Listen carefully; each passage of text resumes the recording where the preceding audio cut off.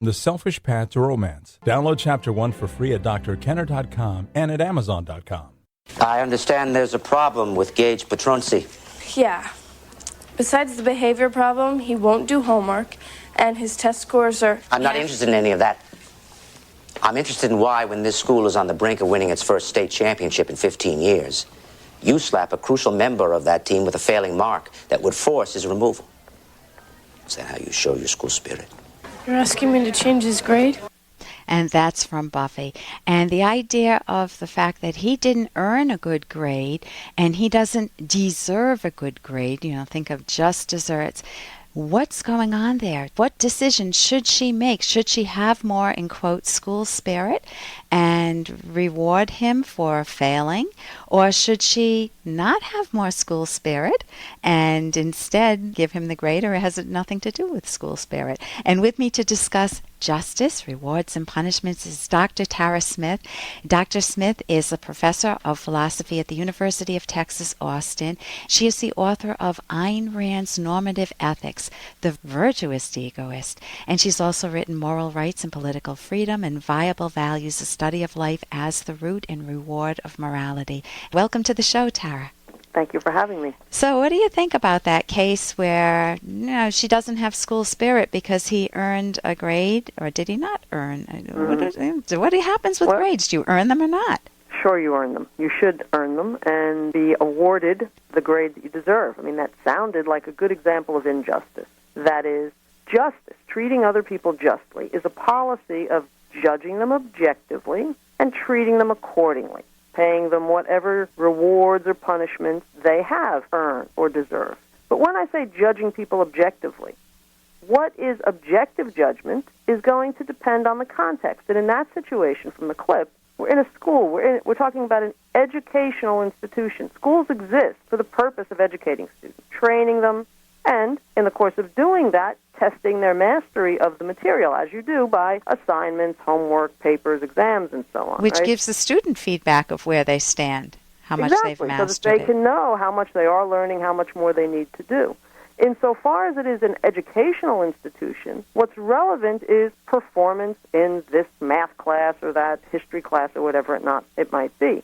School spirit, and I'm all for school spirit, but that is secondary. That is a kind of compliment that may or may not be achieved at different schools, but it is not. I don't know if it was a principal or whomever, or a coach who was trying to place this pressure on a teacher to change a grade, but that was asking for injustice, asking for the teacher to set aside the actual relevant fact. The kid earned, let's say, a C or a D or whatever it might have been, and to elevate what is irrelevant in that context, namely the success of the football team, over it. So that would be a real example of injustice. But the coach or the principal was pretending. He was trying to take the moral high ground with his intimidating tone, and he was pretending that this was an issue of justice. How can you kick this kid off the team because of that poor grade?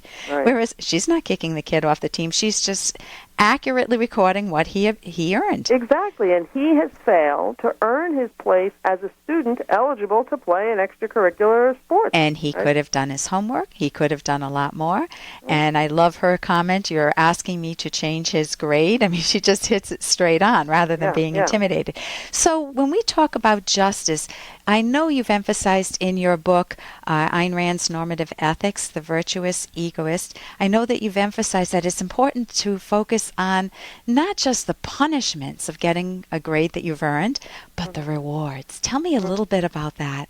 Well, as I said, justice, you're judging people, and correspondingly you're treating them as they deserve. And I think sometimes when one defends the idea of judging people, there's a connotation of a kind of negative emphasis on the defects, on the flaws, looking to criticize people. And that is not what Ayn Rand or what I have in mind when we talk about justice. Certainly, where there are defects or flaws or deficiencies, those things need to be honestly assessed and recognized. But so much of what is enjoyable about practicing the virtue of justice is... Hey, I got to interrupt this because we've got to pay some bills. 30 seconds, that's it. A very quick ad, and then Ellen will be back. Romance. Ugh, I wish guys knew more about what we want from a relationship.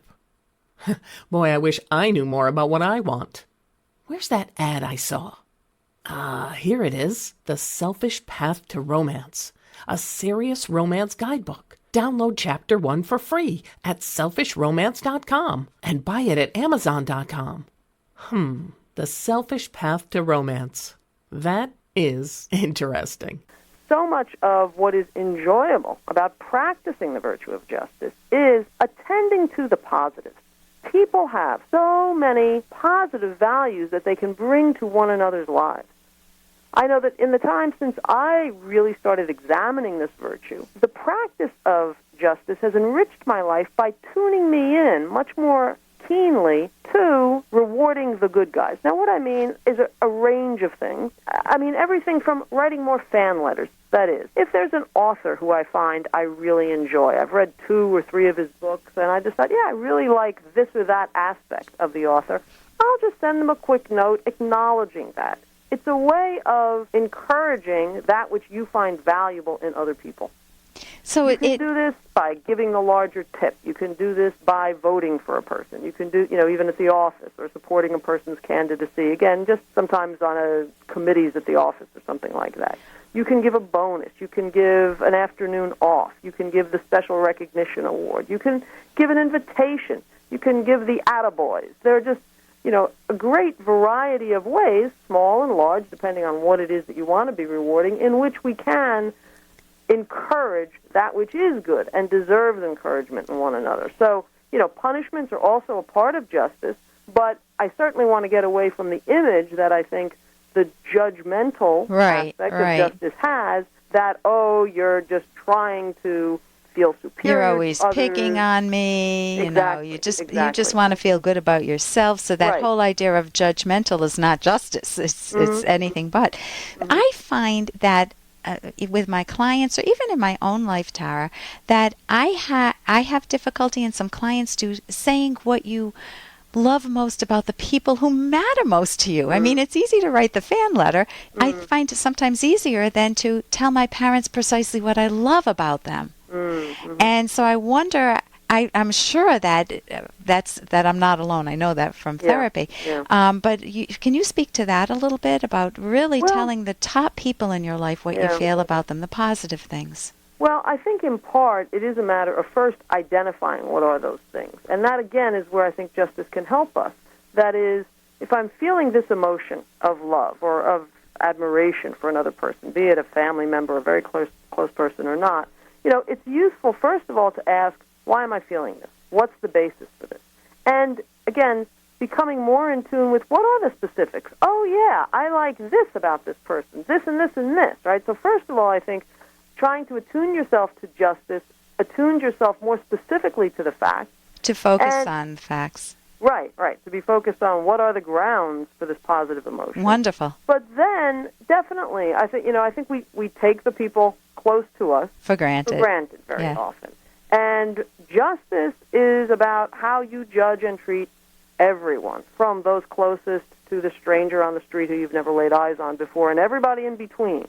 Yeah. But it's about being honest and truthful, and sometimes taking the emotional risk of being honest, where perhaps you're in a family that doesn't like to talk much about its emotions. Or they may be embarrassed if you say something, or they may not believe you. And you can still try, you can still make the effort to do so in an honest way, in a way that you think that particular person can hear. Yeah. You want to think about, how is this going to go over, as opposed to making a big announcement at Thanksgiving dinner this year. I really love you, Mom. Right. A big toast. Like that. I mean, you have to put it in the context of how that person would best receive it. Listen, thank you so much for joining us today. And I hope all of us can focus on those we love and be able to let it come out of our mouths to speak what we genuinely love about a person. This with Dr. Tara Smith, author of Ayn Rand's Normative Ethics, The Virtuous Egoist, which you can get at AynRandBookstore.com. And thank you so much for joining us today. Thank you.